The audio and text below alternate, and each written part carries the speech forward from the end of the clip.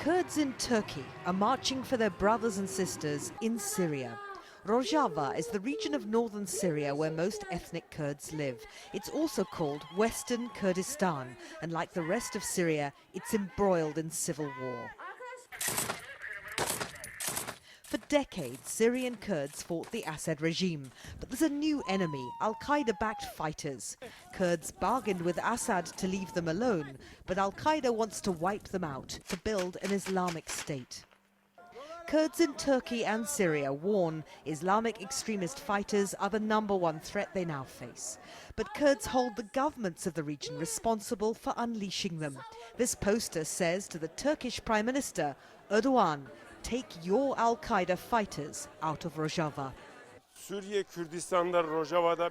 Massacres are taking place in Rojava, but you have to see who is letting this happen. Who is now turning a blind eye to it?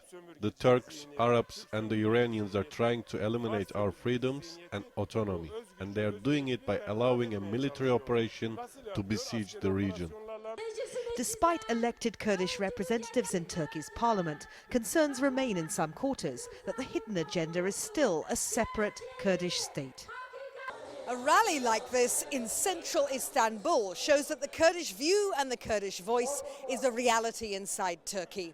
The guerrilla fighters of the PKK are no longer too dangerous to mention out loud. And the idea of Kurdistan, in all its interpretations, is becoming mainstream.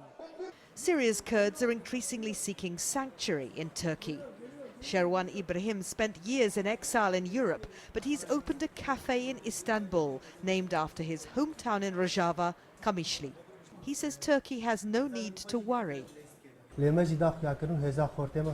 Turkey should change its attitude to us. After we've defeated the Al-Qaeda groups, even fighting them in open ground, we'll have a stronger presence, and Turkey will have to think differently. But we have to work together. We're neighbors. We can't move away. But Turkey's government is still building a separation wall on the border of Sherwan Ibrahim's town of Kamishli. Syria's instability is breaking more alliances than it's making. Anita Mcnaught, Al Jazeera, Istanbul.